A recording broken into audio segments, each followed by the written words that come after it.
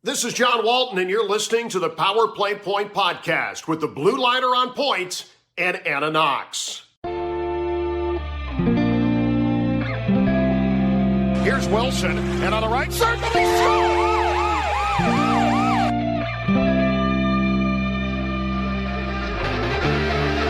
Rebound loose, wild scramble in front, score! Ovechkin with a buzzer beater! It'll count! And a hat trick tonight, number 21,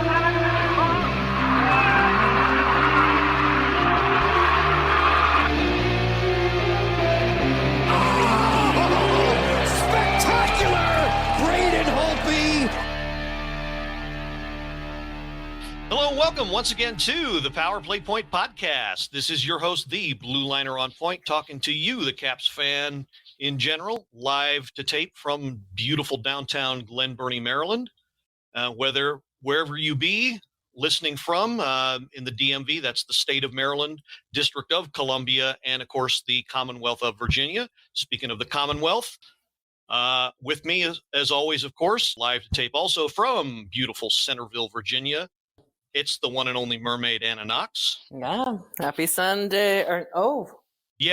Saturday. Sorry. Yeah, it's Saturday. Sorry to trip you up, but yeah, we got the Dallas game tomorrow, so that was smack in the middle of our time. So tripping things up. Cool. It's Saturday, so our version of daylight savings time here at the Triple P. So there you go. Mess everybody up. I just came back from the winery just to be on the show. Awesome. So that was your whole birthday celebration. How was? It was good. It was I wound up driving, so I'm totally sober for the show. I know we were all concerned about which Anna was going to show up, but no, I'm totally fine. It was, God, the weather is gorgeous. So you're kind of killing me here when you were like, this show may go an hour. So I'm like, I may scoot out and enjoy some deck time, but no, we'll see. We'll see. We'll see. We're very organic around here, as you know. Yes, we are. Takes a life of its own. So we'll try to keep it about an hour, but you know us. Sometimes it goes, a lot like the Caps. We do a lot of overtime. So true. Okay, so in honor, continuing of Women's History Month, we have a very special guest on this week from the Pucker Up podcast. It is Amy Rothenberger. Amy, how are you doing this evening? I am wonderful. Thank you both for having me. Awesome. Thank you for joining us. Perfectly sort of right smack in the middle of you two, because you're in Glen Burnie, and Anna's in Centerville, and I'm in Silver Spring. Oh, sweet. Awesome. It all works out. Yeah, most of my I kind of feel like I'm in a minority here. Most of my Cap fan friends are either in Northern Virginia, Fairfax County, like Anna, or in the Rockville, Silver Spring area, like yourself. So I kind of admit to feeling a little self-conscious when I have to say I'm a little more towards Baltimore, but well, I've got a couple of really good friends who are season ticket holders who commute down from Baltimore for every game. So yikes. You're not alone. Okay. Glad to know that. All right. So, So yeah, we know you have a pretty awesome podcast yourself, the Pucker Up hockey show. I hope I didn't butcher that. No. Listen to a couple episodes. You ladies are. I gotta say, you do a pretty kick-ass job calling it like it is. So, Amy, tell us about yourself. Basically, first off, how did you get started as a Caps fan? Actually, I'm sort of a lifelong hockey fan, and then when I was transplanted here, kind of had to pick up a new team. So my hockey fandom started in high school because I grew up in New England, and I will show my age a little bit and tell you that my very first NHL game was at the Hartford Civic Center to see the Whalers. Oh, nice. And my high school had a hockey team, and a lot of my friends played on the hockey team. So I would go to our outdoor rink where we could get ice to watch high school hockey growing up. and then came down to Maryland to go to college. I went to Hood College, which then was a women's college. Happy Women's History Month. It is no longer. And decided that by then, by the time I was done, the Whalers were pretty defunct. And then I was like, well, the Capitals are here. Might as well become a Capitals fan. And I didn't become a season ticket holder until probably about 10 years ago. Would go to the occasional games every once in a while, and of course always watch them on television. But kind of grew up around hockey. Even my family, my extended family is from Pennsylvania, and my uncle was always a Flyers fan, is still a Flyers fan. So was always surrounded by hockey and hockey fandom growing up. So this is just a continuation. I just finally found the right team. Awesome to hear. And you're also a New Englander. So my wife, Mrs. Blue Liner, is probably going to want to chat with you later on because that's where she got her start there in North Dakota also. So that's awesome to hear. What do you think of the team overall this year, given their ups and downs recently? Well, I think it's interesting. You know, there's a couple of things going on here. We're old, but then again, this is all sort of my eye-tested opinion. But I'm seeing sometimes out of necessity, but sometimes not, a lot more usage of the youngsters. I'm glad we just signed Joe Snively to a one-way deal, which says to me that once he is healthy, he's going to stick around in the NHL. Great. Which, hasn't always been the case with some of our decent call-ups from Hershey. They tend not to stick around for a while. And again, this year, we've seen so many call-ups from Hershey get their very first NHL goals, and a lot of that was, out of necessity at the beginning between COVID and injuries and all sorts of stuff. I still think, we've iced our optimal lineup, less times than I can count on both my hands this season. And considering that, I'm not at all disappointed. The one place, and I don't know, you've listened, Gil, to my podcast. You might know that a little bit more than most, but my heart lies in goaltending. And right now, I love me some Vitek Vanacek, and I don't know what we're going to do about Ilya Samsonov.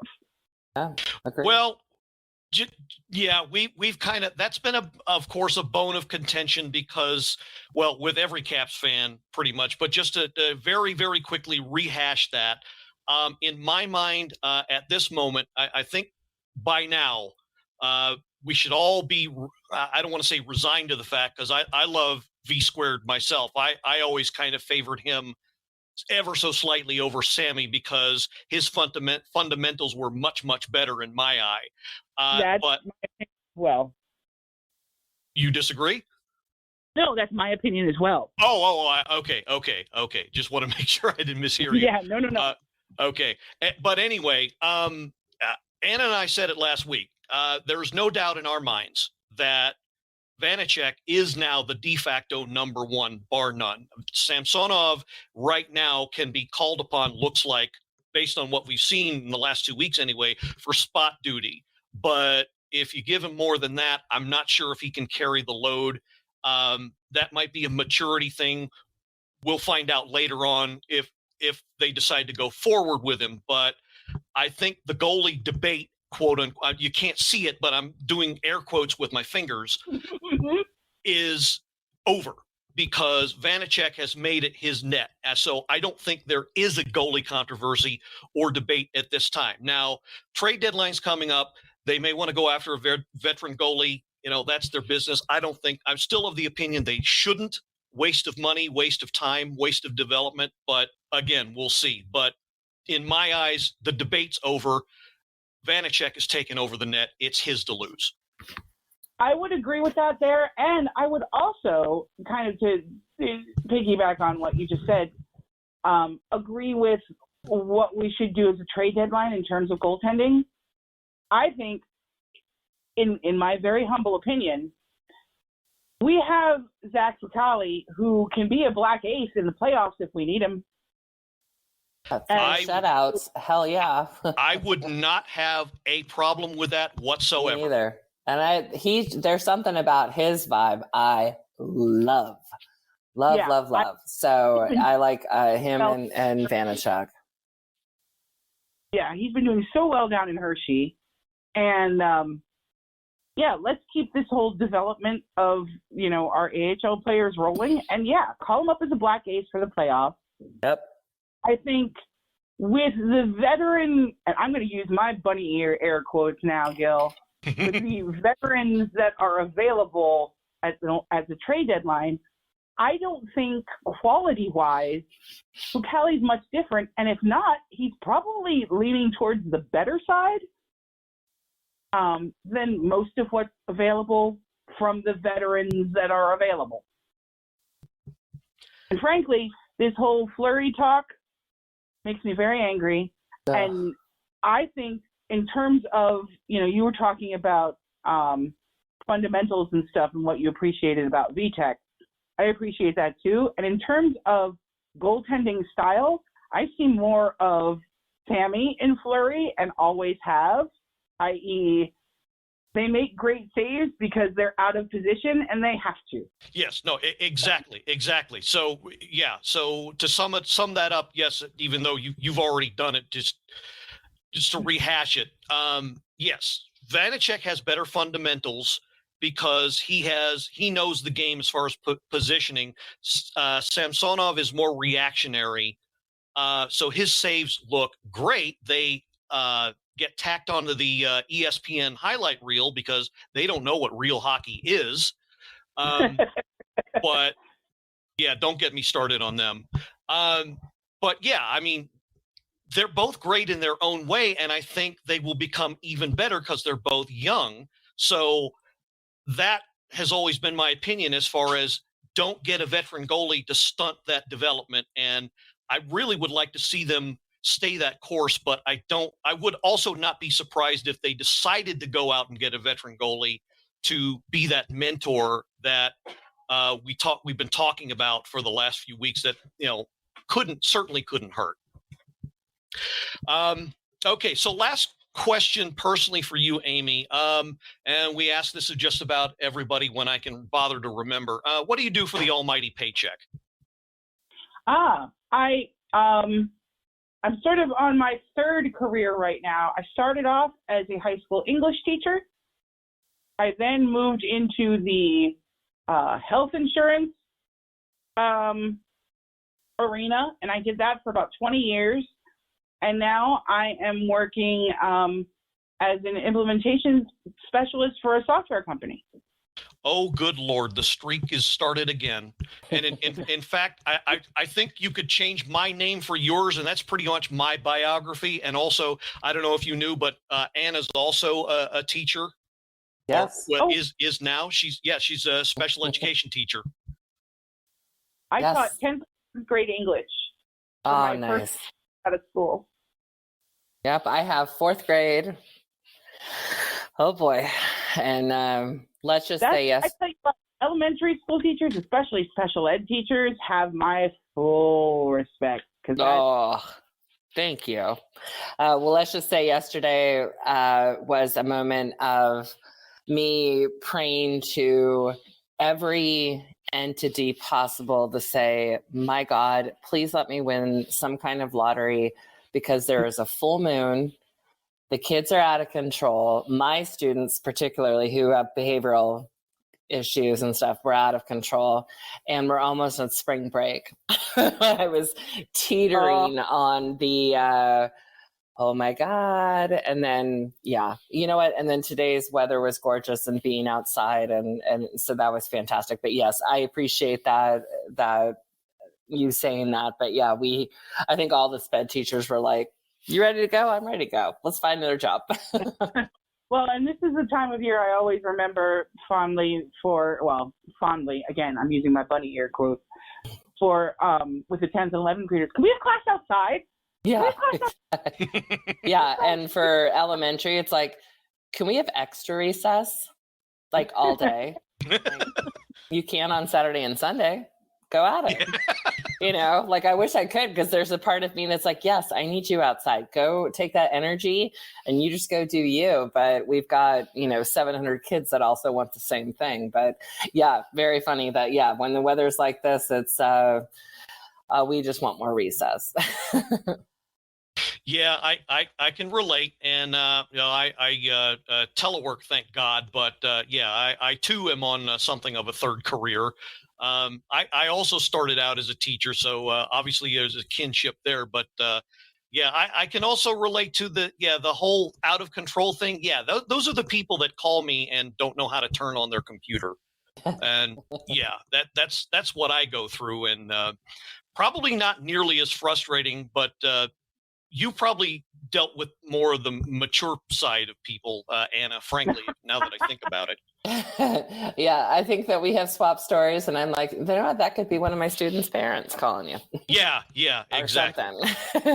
Okay, well, Amy again, Amy again, great to have you on. So, gonna love, I'm sure, hearing your take on the action on the ice this week. So let's go ahead and get right into it. All right. So first game this week was against the Islanders. This was a Tuesday night game, and first of all three, thank God, all three victories. They're really coming back here. Great to see. But this game was a lot tougher than I thought it would be. I guess you should learn by now to not underestimate a Barry Trotz coach team, but I think too many people looked at the standings and thought, okay, easy 2 points. Well, not to be, because this was a nice back and forth game. Checking out the scoring summary, Anthony Mantha with his fourth on a wrister, Kuznetsov and Sherry on the assists on that one. Kind of wondering how he ended up with that line, because he was actually slated to start the second line, I thought, but I guess it really doesn't matter. So he stakes them to a 1-0 lead. Brock Nelson ties it in the second period, jumping into the second period, ties it 1-1, 4:55 into the second. Kyle Palmieri puts them up 12 minutes later at 17:02 in the second. Caps were kind of sitting back a little bit, I thought, here, unnecessarily. So the flow of the game was definitely with the Islanders. And then it kind of took a turn for the better. Axel Jonsson. I am committed to saying this gentleman's name right. God is my witness. So give me a second here. Axel Jonsson Fjällby. There you go. And Well anybody who follows our Facebook page knows I couldn't even type the poor guy's name. So I'm committed to saying it correctly. So Axel Jonsson Fjällby again. We're committed to precision here at the Triple P. Thank you very much. With his first ever as an NHLer, Dmitry Orlov with a sweet assist on this one, literally walked around Anders Lee, deked him out of his jock, and then ever so effortlessly slides it over to Fjällby, who had, I want to say, 12 square feet, not a whole 24 square feet of wide open net to shoot at, but parks it in the back of the net, ties the game. And that was one where you jump out of your chair, because this is one of the younger guys. We talked about the younger guys earlier, Amy. This is one of them that I want to succeed. He's, in my mind, he's marked as Carl Hagelin's replacement, because, as I said a few weeks ago, I'm getting a really bad end of career vibe, because an eye injury ain't nothing to fool around with. Yeah, I would agree. And I hate saying that, but right now I see him as Carl Hagelin's replacement. I think he's doing very well on that so-called fourth line with Nick Dowd and Gernot Hathaway, and he proved himself. I love that he has Carl Hagelin's speed and then some, and better hands than Carl Hagelin. So I'd say that's an upgrade altogether. He's also got his hair too. Fabulous hair. You can't. I mean, you can't. It's hockey. You can't discount the hockey hair. It's true, and the social media has just picked up on the fact that the guys are loving his hair too. I don't know if you all have seen what's come out the past couple of days. I think there was one maybe this morning or last night too of him standing in the fan and letting his hair blow while the guys in the tunnel were going woo at him. I missed that, but yeah, I'd love to see that myself. Okay, so on we go with the scoring summary. So that tied it, and then it was a back and forth battle, very spirited towards the end. And then who should come up with the go-ahead goal at the time at 15:02? But El Capitano himself, Alex Ovechkin, with his 37th of the year. Kuznetsov on the assist, nice little snapshot right off the face-off. And just as Joby and Locker described it, all hands, no legs, for placing him third all-time past Jaromir Jagr in the goal-scoring leadership category. And this was, if the AJF goal didn't bring you out of your seat, this should have. I really, really wish I was at Cap One for this, because that place turned more electric than Whiskey's Lasso in Kingsman's Secret Service. Having been there, Gil, let me tell you that I hadn't heard it that loud since the playoff run in 2018. Nice. Sweet. It was amazing to be there. And yeah, as a person of size, I rarely pop up out of my seat quickly at a game. I did for that goal. Hell yeah. So it was. I can't describe how great it was, and I'm glad it happened right before they went on 2 road games. I was going to be so upset if it wouldn't happen at home. Yeah, he tried really hard to bring it up to it on the Western Canada road trip, but a part of me was glad he didn't get that, and that he did nail it at home. And you saw the rewards. It was just, everybody was brought out of their chair. It was just an absolutely awesome atmosphere. I really wish I was there, and it's a cliche, but they raised the roof, and it was a sight to see. You had Slapshot flipping the counter, and everybody screaming and waving the signs. It was just one of those moments where, even with all the bad in your personal life or an up and down season, you look back and say, thank God I'm a Caps fan. So that's just my take on all of it, because I haven't had exactly the best of weeks, but off my soapbox now. So, okay. So anyway, that we thought at the time was going to be the game winner. Well, not to be, unfortunately. So 3 minutes later, Islanders pull their goalie, and that son of a bitch pest Anders Lee sneaks into high slot and slips it past Vanacek to tie the game with less than 2 minutes to play. And yeah, I didn't want to say I got that sinking feeling, but it was punching the old gonads, because I was really thinking that would be a fitting end to the game and we'd walk away with the win, but again, not to be.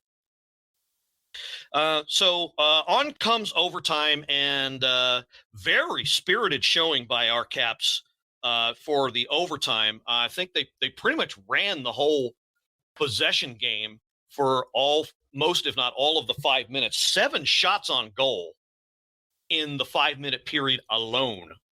And boy, isn't that a turnaround from overtime earlier in the season?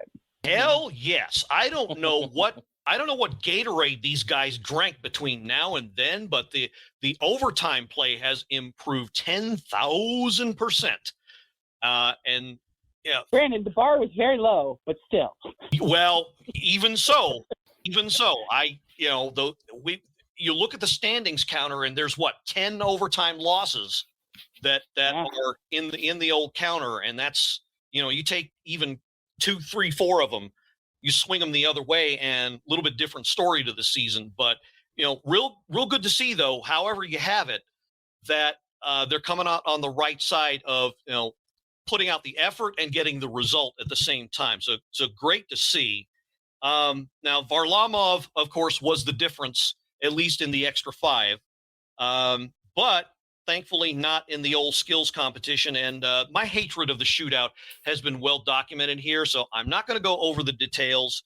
This one, oh God, this one was an 8-rounder. I say again, this shootout was an 8-rounder, 8 rounds of 2 guys at a time shooting. And Anthony Mantha finally, who opened the scoring, fittingly enough, ends the scoring with a wrister. Anders Lee lined up, and Vanacek was equal to the task. Love the little celebration at the end, by the way. Yes, that was awesome. That Can I ask a possibly unanswerable question, Gil? shoot. Might that shootout have gone less than 8 rounds if perhaps some of the shooters that Laviolette put out there didn't consist of Trevor Van Riemsdyk and John Carlson? Prior to Amy Mantha? Carlson has seen shootout duty before, if memory serves, and he does not have a bad shot. What he also does not have is moves towards the net. Right. He also does not have skating ability that is better than a baby deer. Oh, I love it. So that's kind of a detriment, but he's got a pretty decent shot. From the point, that is. So I can see putting him out there, but yeah, no, I can't stand the shootout, so I can't speak to strategy, but yeah, bit of a head scratcher in putting out a guy like a Van Riemsdyk or something like that. And yeah, maybe you wanted a Mantha earlier, but any number of forwards, including Anthony Mantha, who ended up winning it. But I digress.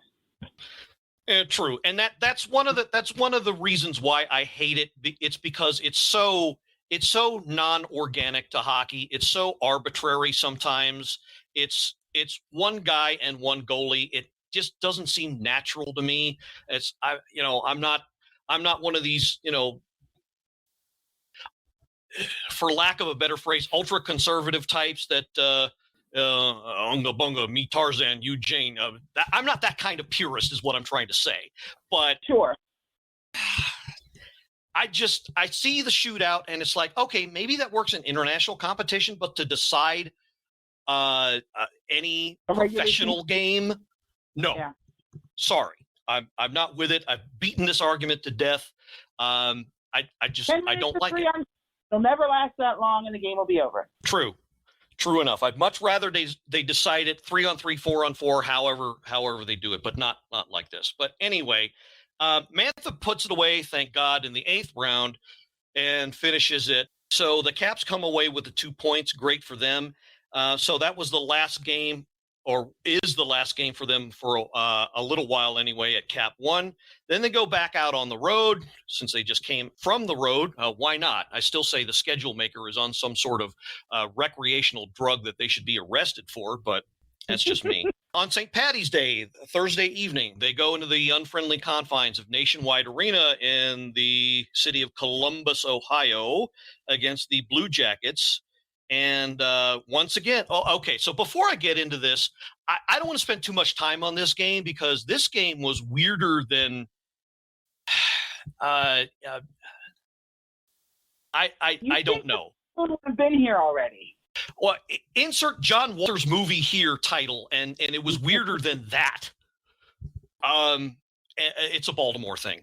But yeah, this thing had a whole lot of weird, goofy shit happen in it, and honestly, I stopped paying attention about halfway through the 3rd period. But real quickly, we'll go over the scoring summary. Okay, so Mantha opened the scoring with not 1 but 2 goals. TJ Oshie, I'm going to say TJ Oshie assisted on both of them, although officially it was only the 1. Backhander in the first, .429 the first, and officially unassisted for his 6th. 12-20 in the first. But I guess the score sheet should read Mantha with the goal, and the stanchion in the Nationwide Arena, and TJ Oshie, and the back of Jonas Korpisalo's leg on the assists. That's how the score sheet should read. And you knew then that it was going to be, or I got an inkling anyway, that it was going to be a really, really, really, really strange game. And then it wasn't, I don't know if it was the same, I want to say it was the same period, but Ovechkin would eventually score, but there was also, they kind of had to, didn't they have to stop the game because he took a shot and it cracked the glass?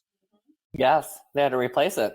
Yeah, right. And it was, I don't know if it's in the first or second period, but yeah, you had that stopping the game. So you had a little bit of this action. Safe like repair, safe like replace. I don't know what was in the Gatorade that night, but it was something funky going on. Like you said, Anna, maybe the full moon was hitting that place. So it was kind of strange, but we roll on. Second period, Martin Farivari, his fifth, Sprong and Carlson on the assists for that one. I know I've been dumping on Carlson, but that was his 40th assist on the season. So, look, he still has worth. I just want him traded while he still has worth, so we can actually get something back for him. And you're on the same page there, Gil. A team would be willing to take that $8 million contract that is still an albatross around their neck. But no, it's not like Carlson doesn't have worth. He helps to run the power play. He slows the game down. Boy, does he slow the game down. But sometimes you need the game slowed down. But yeah, he's. I'm gonna do a bit of a reference to your last episode here, Amy. So again, going to give the Pucker Up podcast some love here. I think you fielded a question towards the end, something about goal songs, and something about you guys were making fun of Carlson's goal song should be "Slow Ride" by Foghat. Yes. I thought that was better than my guess, which is "Back That Thing Up" by Juvenile. Ouch. That would be my goal song for Carlson, because he does that stupid slingshot every time, and I want to reach through the screen and strangle him. And so when he does back that thing up, I do want to back my thing up in his face and tell him, "What the hell are you doing?" Sorry, getting out a lot of frustration here, but damn, it feels good. But speaking of defensemen who score, it's pretty good to see Farivari to get on the board. Another assessment here. Look, I hope anyone out there isn't disappointed with his goal total and say, well, why isn't he getting more? He's on a line with Carlson. Isn't that what he's supposed to be doing? No. What he's supposed to be doing is what he's been doing most of the year, watching Carlson's back when his slow ass doesn't get out of the zone fast enough and cover the rush going the other way. That's his job. Yeah. So you don't play defense to score goals. Right. And Which is why, I have such a problem with the Norris Trophy. Oh. And its description. It should go to the best offensive defenseman, because that's what it's been doing. Right. Ever since the late 80s, it's been the Art Ross Trophy for defensemen, pretty much. Mm-hmm. And you notice a history lesson here. And I'm pretty sure the both of you will know what I'm talking about. But history lesson here: the last quote unquote purely defensive defenseman to win the Norris Trophy, the Caps' own Rod Langway, 84 and 85. Yeah. Or I think it was 83 and 84, actually, now that I think about it. But yeah, he won it back-to-back years. And ever since then, guys who move the puck, guys who get 70 to 100 points a year. So, yeah, you are exactly dead on with that, Amy. It is – the Norris Trophy has become that and not much else. But it's a shame, because if you read the description of the award, it says awarded to the player adjudged to be the best all-around defenseman in the NHL. all around. That Yeah, means if you're a defenseman and you stand around like a human pylon and let a guy go around you and get a goal against you, that does not qualify you to be among the best in playing defense. But what do I know? I've only been watching hockey for 40 years of my life. So yeah. anyway, okay. So I'm just going to kind of blitz through the rest of the scoring summary here, because not long after Faravari's goal, which turned out to be the winner, it became a laugher. Oliver Bjorkstrand, way underrated player, by the way, in my eyes. It's his 22nd of the year for the Jackets. Voracek and Max Domi. You guys hear about the rumor that the Caps were going after Max Domi? Yeah, no, please make that not be true. Yeah, We need. I'm of two. I'm sorry. B, I'm sorry. I keep interrupting you, but no. Please go ahead with your take, because I have mixed feelings about it. But go ahead. I think he may have some skill that could be useful to the team, but I also think he's locker room poison. And I think a lot of how this team runs is how they love each other. I know it sounds corny, but I don't think Max Domi would make for a good addition to that locker room necessarily. Anna, does that sound right to you? You and I have had discussions on how the locker room runs. 100%, because I think it's all about how it's aside from skill and how you are on the ice, it is the chemistry with the other players. So I agree. I think he'd be toxic. Yeah, I'm of two minds of something like that. He definitely has the skill, although I think his skill level has kind of eroded because I don't know what it was, and I don't think his father actually encouraged it, but I think he decided to try and emulate his father a little bit more. And if you're listening and don't know what I'm talking about, his father is ex-Maple Leafs enforcer Ty Domi. Some of our older listeners might be familiar with that name. And so I don't know. So his game has kind of spiraled downward a little bit, but he does have that playmaking skill. This is his 23rd assist on the year. That ain't too bad, but in the end, no, I think the both of you are right. He would be too toxic. He would be locker room cancer. We've got a great locker room. We've got a great bunch of guys in here. I don't think he would be a good addition to the team at all. I don't think his attitude has much changed since Montreal. He was with Montreal, and I think he's picked up just way too many bad habits. And it's a shame because I want to root for a fellow diabetic, but he's just not going to be what this team needs. And going the other way, I don't know who you'd give up anyway, because, there's no cap room, but that's another bone of contention for discussion for another podcast for another day and time. There's $2.5 million of Carl Hagelin's money. Well, that's true. That is true. But that's funny though. The last I checked Cap Friendly, which was about a week ago, they still said it was something like 185,000. So I may not have checked it recently, but yeah, I don't. Have they officially put Hagelin on LTIR? I think they have. I'm gonna let my fingers do the walking. You can. I would think they have. And while you're checking that, Amy, let me know what you find. But we're going to finish out the scoring summary. So Ovechkin gets another one here. His 38th. Sherry and Wilson on the assists. Yet another power play goal. Power plays managed to turn itself around. Not doing the hokey pokey, so that's good. Patrick Laine tried to make it close, beginning of the third period, making it 4-2.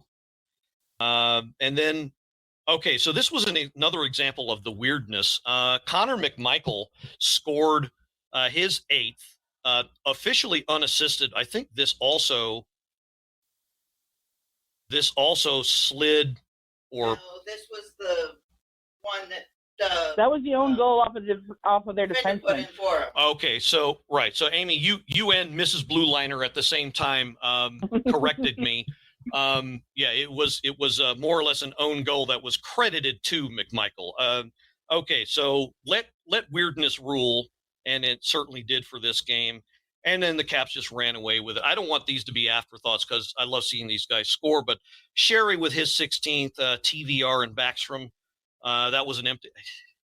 Here's another weird one. The coach decided to pull the goalie when they got a power play. We're talking 7:20 in the third. 7 minutes into the third, they get a power play, and then they decide to pull a goalie. So Sherry scores an empty netter. And then they get a power play 2 minutes later. Kuznetsov buries it, Backstrom and Ovechkin on the assist on that one. So, yeah, this one, I'm not even going to bother to go over the stats because I think the Caps were pumped and ready to play this game, and the Jackets weren't. And that was really the difference. The one thing I liked seeing was that, well, you never like seeing a goalie get beat up, but I finally got to see a full game with the Caps winning and beating Elvis. Elvis got pulled into the building. He didn't leave the building, but sorry, bad joke. Anyway, just to get back to you on my research here. Okay. We currently have 3.5 mil on the long-term injured reserve list, according to Cap Friendly, between Carl Hagelin and Joe Snively. Ah, okay. All right. So there is some decent amount of wiggle room.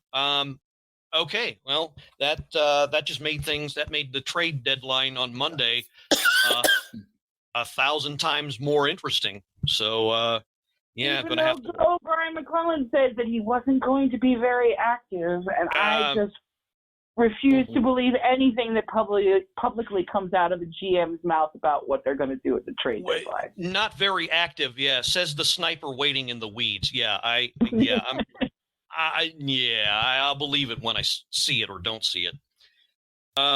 Okay, so on we go to, what was my favorite game of the week last night, down to PNC Arena in Carolina against the Hurricanes. And, this game, I didn't have it marked as a loss. I would not have been surprised if the Caps lost this game. I love their effort. And even with what all went on, but I love the effort. And I figured as long as they brought that and played their toughest, which they did, then that would have been fine with me because they'd already had 2 wins in the books for the week. And I don't care what anybody says. I think the Jackets are done. I don't see them catching the Capitals at all. No. And I said a few weeks ago, need to be hotter than the fires of hell and damnation. Well, they need to be hotter than that, and that team doesn't have it. So anyway, to get to the scoring summary, Seth Jarvis, probably the only player I actually like on the Hurricanes, opened the scoring summary, scoring with his ninth, 5-17 in the first. Kuznetsov, unassisted, ties it a minute and a half later. Barely a minute and a half later, making it 1-1 unassisted. And then that guy we've talked about a few times, John Carlson, his 11th, McMichael and Hathaway on the assists on that one, bringing them up 2-1. So that ended the first. Vincent Trocheck, 7:06 in the second, ties it 2-2. Seth Jarvis pulls them ahead. And somewhere along the way here, somewhere between then and now, was the Daniel Sprong goal. And I posted a tweet that said, the quote unquote, here we go with the air quotes again, review of Sprong's goal kind of seemed phoned in, as in they took all of, I don't know, half of a coffee break to figure it out. And this is what bothers the shit out of me, out of the review system. Sometimes they take 10, 15 minutes. They talk to Toronto. Hey, how you doing? Oh, we're looking in the screen, eh? And we're talking about the Caps, and we want to call the goal back, eh? Just give me a minute, eh? Give me some time to finish my Tim Hortons. So sorry, I just did a disservice. I love Canadians. I really do. And sometimes you get this, where it's like, why did they even bother?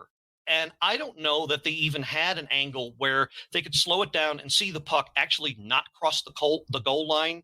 And, Alan May probably broke it down the best, since, he has the wherewithal and time to watch the replay 15 times like he said he did. And it was something like post crossbar or crossbar post, and therefore never crossed the line.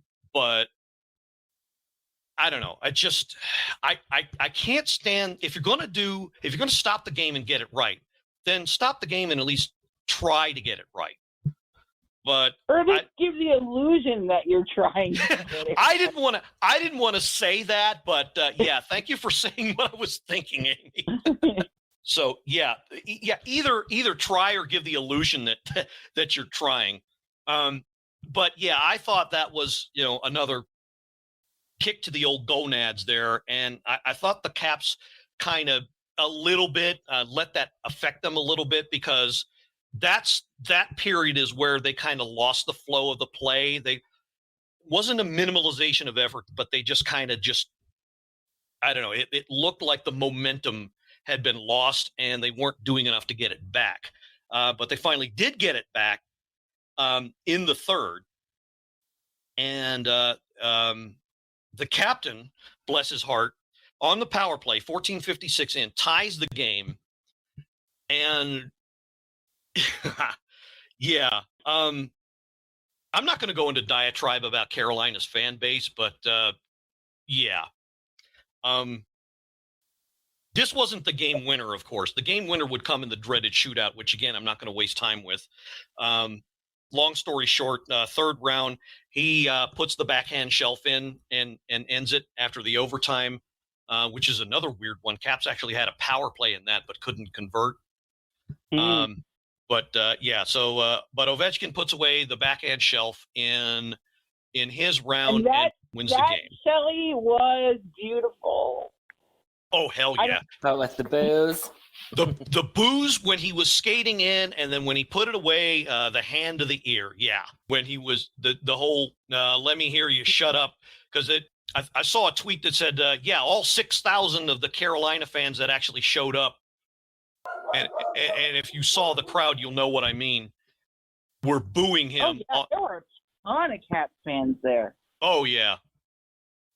But, they're trying to show their loyalty to their team. And, they got pretty quiet after that puck crossed the line when he backhanded it in.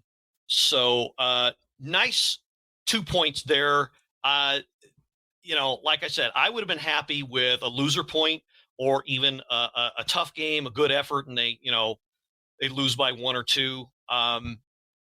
As much as I hate myself for saying that, but of course we got even better. Now we talked about the goalies. This is what I'm talking about when I say he's good in spot duty. Ilya Samsonov had himself a hell of a game. He did. You have to say that. Yeah, 100%. The man only faced 20 shots, and he stopped 17. But he also stood tall in the shootout, and a lot of the shots and scoring chances were of the high danger type, point blank chances, and he kept them in it when he had to, in that kind of low part where the momentum got away from them, and that's what a goalie does. And he's starting to rise his level. He's he's bringing up his game level as well. Maybe not as much as Vanacek has or continues to do so, but he's bringing up everything to his A game too. An observation that I've made over the season with him, and I agree with everything you've said thus far, Gil. I think some of it, and is going back to what you said earlier in the pod, has to do with his maturity. Mm-hmm. I think a lot of it has to do with what's between his ears. And I say that because there was a stretch there for a while, especially when Vitek was out hurt, where you could pretty much count on him letting in a goal sometime within the first 5 minutes of the game. And when that happens, it never gets better from there. If he can manage to make his way through a solid first period, you'll usually see a solid Ilya Samsonov. That's my observation. I totally agree. So, Anna, with your coach's eye, how much that building on that, how much you coach youth swimming. Yeah. I don't know how it works out if they have different heats or races or anything like that, but how much is a good from your coach's point of view, how much is a good start beneficial or differential even to Absolutely. someone in that mindset? Can you kind of expand on that? Of course. It's huge. It's huge because, what happens, then it becomes a mental game. And if you're mentally in the right frame of mind, which I will say we all saw what happened with Braden Holtby. He's in a good mindset. He was Holt beast, and not so much. People were, ready to trade him. But it is all about that, getting out there, feeling confident, playing smart hockey, regardless of your position. But there's so much of it, I feel that is mental, that, you go out there and you have a good game that you just, in your mindset, everything just kind of tends to relax a little bit, and you're not making careless mistakes because you're thinking, okay, this is exactly where I'm supposed to be. It's exactly what I'm supposed to be doing. This is, and for swimming, this is the event I'm supposed to be in.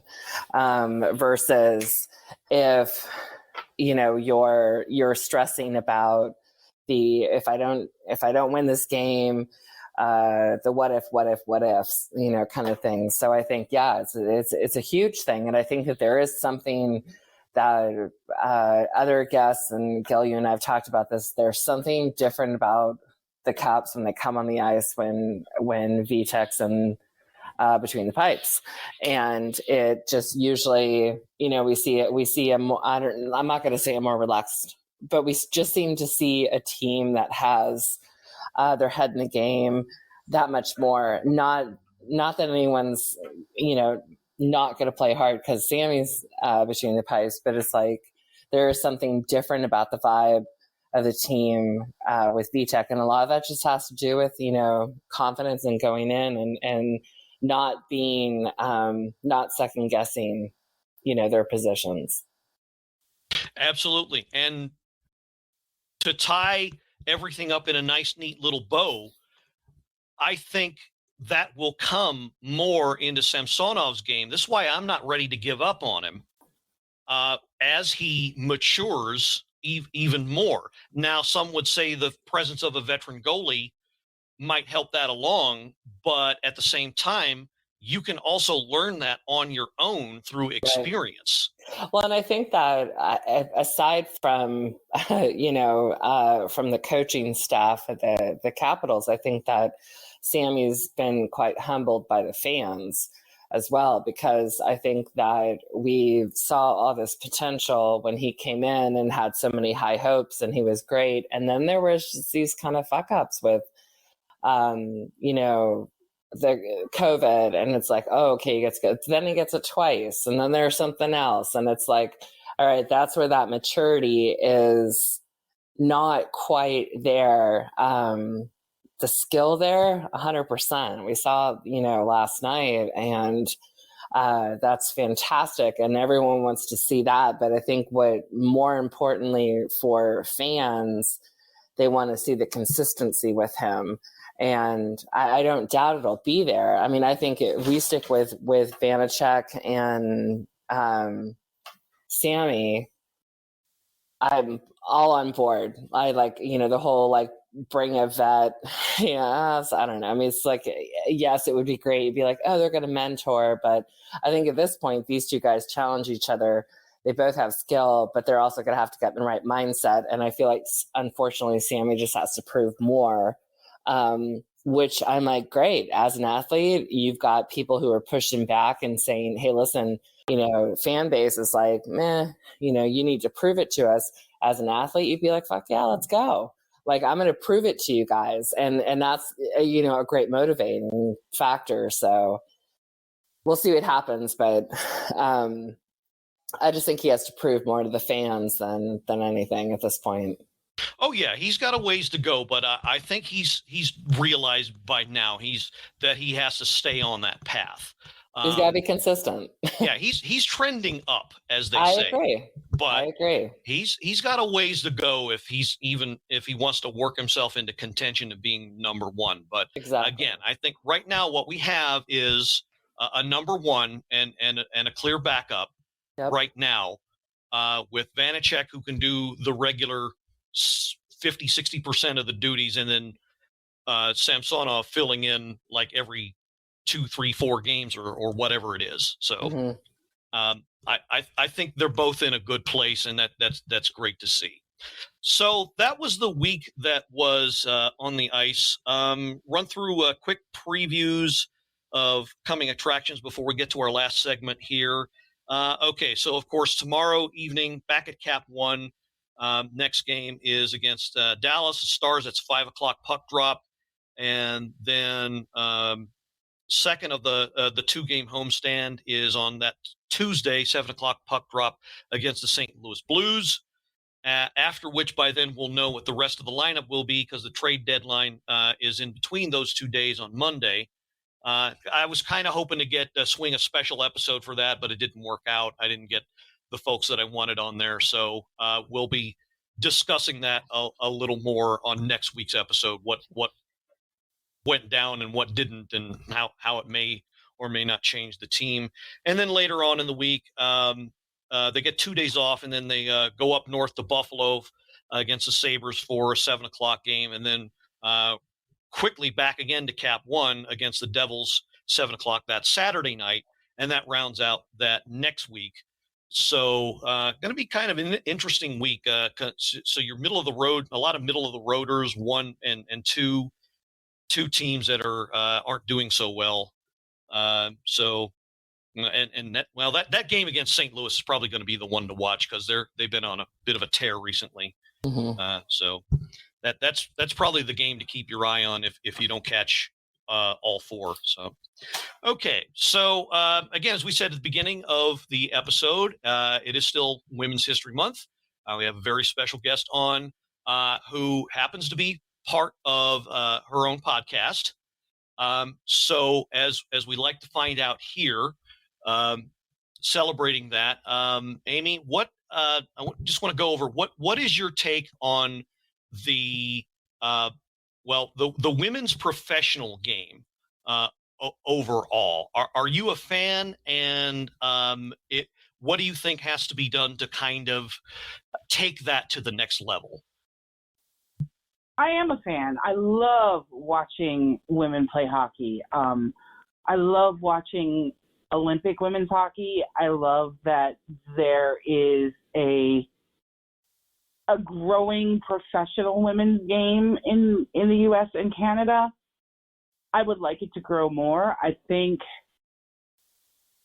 what's currently going on between the PWHPA or PHWPA, I never get that right,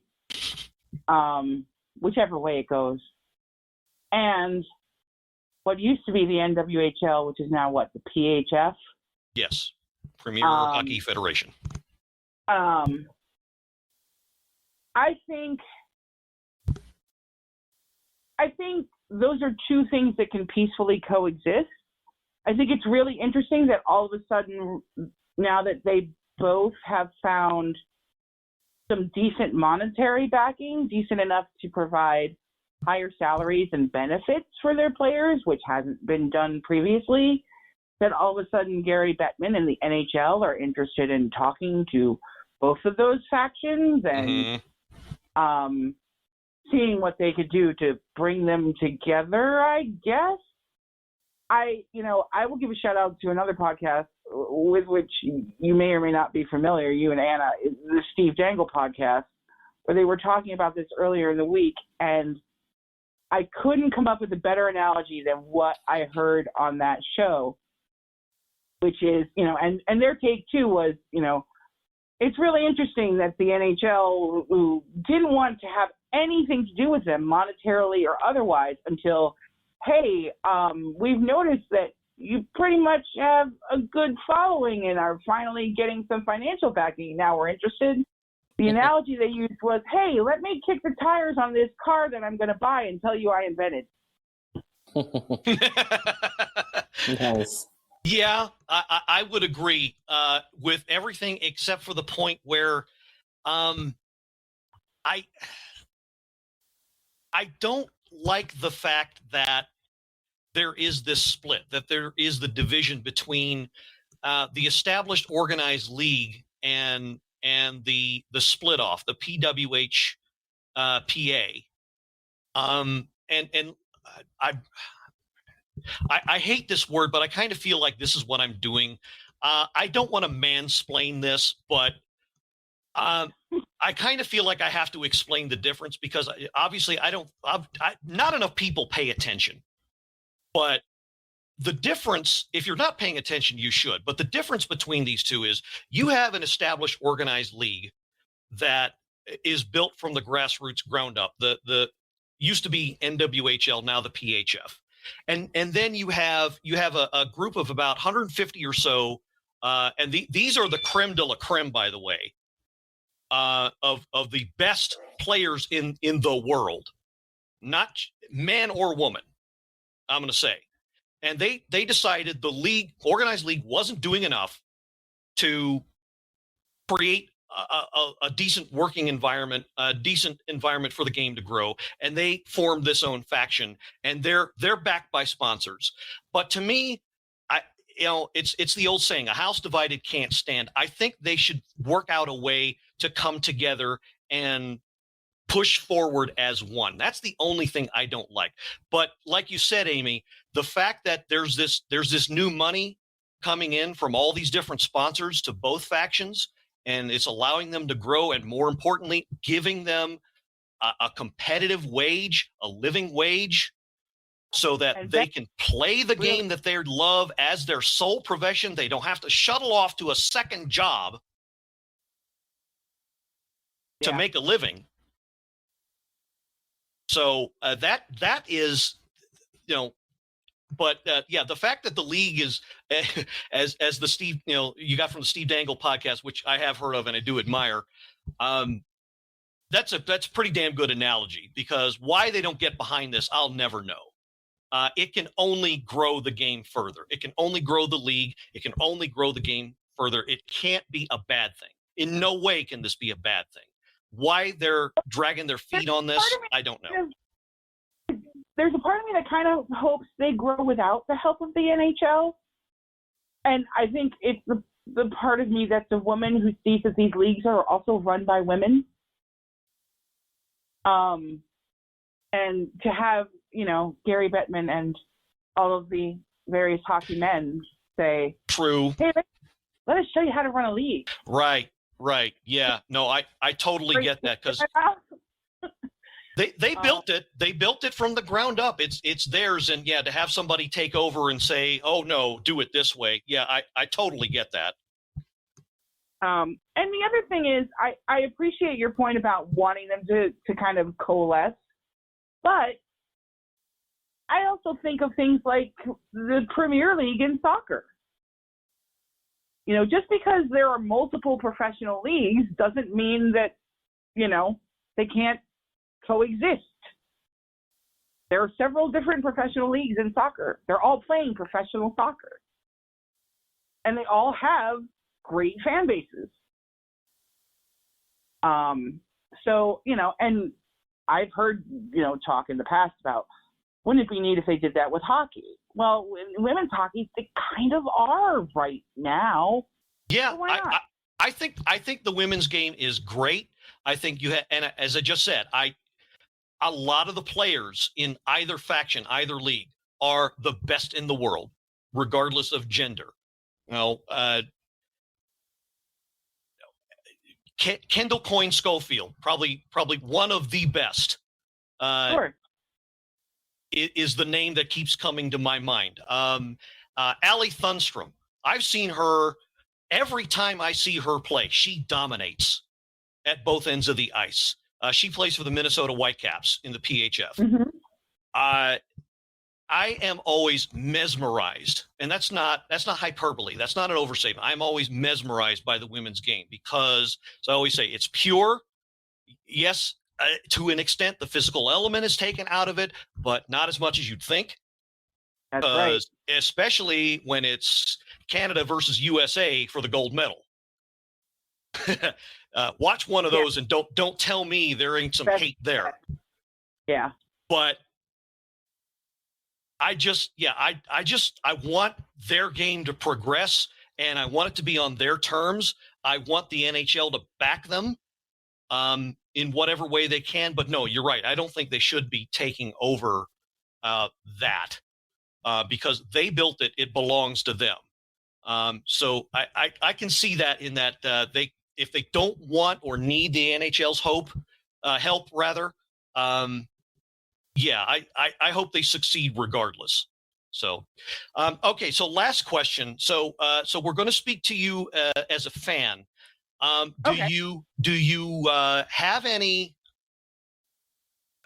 What would you say your treatment has been all your years as a fan? Do you get even now when we're supposed to be more enlightened? Do you get the guy with the beer in his hand that says, "What the hell are you doing here?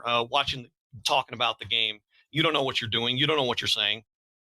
You still get any of that? I don't, but mainly because I'm the one that doles out the information that they're wrong about. Like, if I have no problem with, when I hear guys sitting behind me trying to mansplain the hockey to their girlfriends, correcting them when they're wrong, and they don't give me any guff for it because they know I'm right. I hand out a lot of actuallys to men at hockey games, and I enjoy every single minute of it. I would say the only time I felt like I might have been a target for fellow fan hatred was not at Capital One. It was at Wells Fargo Arena right before the pandemic. I went with one of my cousins who is a Flyers fan. I went to Flyers Caps game with him there. And I don't think I would have done this had I not been with my older, bigger male cousin. But Tom Wilson had scored a goal, and it was his 20th of the season, that particular season. And I stood up in my Capitals jersey and yelled, "That's 20 goal scorer, Tom Wilson, to you," and pointed to everybody and sat back down. And you got interest here because we're Tom Wilson fans here for sure. And it made me feel kind of invincible. And I will tell you that, I did not get any guff from anybody. And in fact, when the game was over and I got up, one of the guys that was sitting behind us tapped me on the shoulder and he said, "I didn't think it was going to be a good time sitting behind you, but you've got my respect over the course of this game." So yeah, I am as a fan, I yell things a lot, and a lot of them are good things and a lot of them are bad things depending on who I'm yelling at and why. I yell at John Carlson a lot. Please know that my voice echoes throughout Capital One Arena. Phrases often during the power play where I yell to John Carlson, "You had one job." When, he lets the puck go through over the blue line at the point. Things like that. I think you may have heard, if depending on what episodes you've listened to of my podcast, I do have the Sidney Crosby alternative chirps too, which helps endear me to even the Pittsburgh fans, because I sit on the end where the opposing team shoots twice. So I often sit amongst an unfriendly crowd. And, I got sick a long time ago of, the old and tired and possibly not politically correct references to Crosby as Cindy. Mhm. And, I saw a sign a couple weeks ago that said Sidney Crosby sits when he pees. I'm like, okay, first of all, that's really misogynistic. Second of all, kind of transphobic too. Let's just put that away. Yeah, that's too much. That's So, definitely going over the line. with the Sidney Crosby alternative chirps, and I yell these whenever he happens to be on the ice at Capital One Arena. And things like Sidney Crosby swims in the shallow end. Sidney Crosby sleeps with a nightlight. Sidney Crosby always buys the extended warranty. Sidney Crosby pours his milk before his cereal.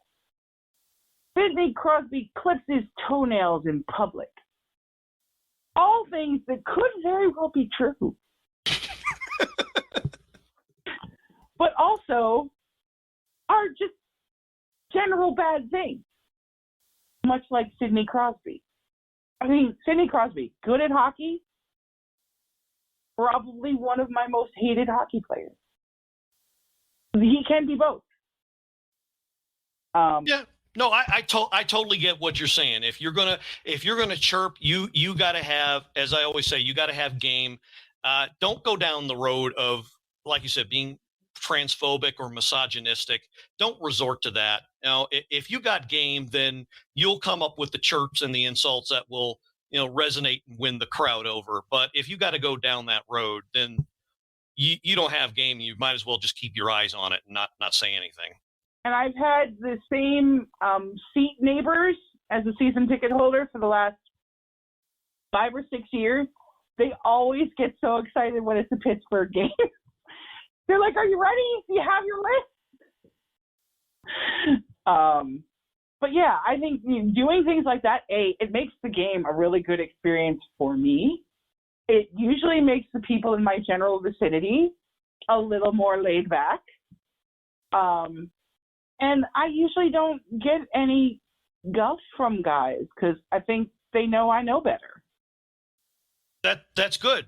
That's good that you do get that respect. I mean, I wish I could say that it's all of the time that happens. I'd be a fool if I thought that or said that, because I know it's not. But no, that's good that on the whole that's your experience. But I mean, I'm sure there has been some, but not in any recent time that I can remember. And the fact that I sit with a lot of people that I know, it probably makes my experience a little bit different from the average woman who goes to a hockey game. Mm-hmm. And I know, and most of my co-host Julie is not only a woman but a queer woman, and so she does a lot of yelling too. We don't sit together at the games. She's also a season ticket holder. Right. She's actually on the opposite side of the arena from me. And she gets some guff every once in a while, but again, she knows of what she speaks, and so and she's not afraid to do that. What I really think could change a little bit from the standpoint of being a female fan is the gear they make available for women. I'm using my little bunny quotes again, for women.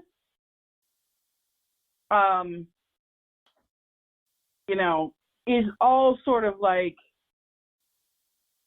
and it's getting better. But I think when I started, especially spending time at the arena, it was lots of like, "I like my men on ice" shirts that are all in the teeny tiny sizes that women should be. Well, I think that, not to cut you off, but I think that comes with the economics of it, and I think hopefully over time that will get a lot better once the opportunities and the recognition that the pro game on the women's side gets. So hated to jump in there, Amy, but we're actually running out of time here. So Sure. I just real quick, plug the podcast and we got to jump. So Okay. Pucker Up Podcast. It is at Pucker Up Podcast on Twitter. It is puckeruphockey.com is our website. And through that website, you can join our Discord. And our Discord is a wonderful place where we all hang out and talk about not only hockey, but we got a lot of K-pop fans in there. We do movie nights and online game nights through our Discord and all sorts of fun stuff. And the podcast is available wherever you listen to them. Nice. All right, great to hear. Okay, so great having you on, Amy. Thanks again for coming on with us. So for Amy Rothenberger and the mermaid Anna Knox, thanks for listening. You out there in the earbuds, the other side of the earbuds, the speakers, what have you. This is the Blue Liner on Point signing off and reminding you that when you have all of your mother's sisters gather at a funeral to avenge your death, it's called vigilantes. Insert chirping cricket sound here. Mm-hmm. Usually I get a loud groan, or on a rare occasion a laugh, but I was hoping that would resonate. I was gonna laugh, but I didn't know whether you wanted me to or not. You're allowed to do whatever you want once the mic once it's on. So okay. All right. Hallelujah. And let's go, Caps. This has been another episode of the Power Play Point Podcast. All episodes are available from Apple Podcasts, the Podbean app, blueliner77.podbean.com, and now available from Stitcher. Music by Joe McAllister, voiceover by Jeffrey Conkle.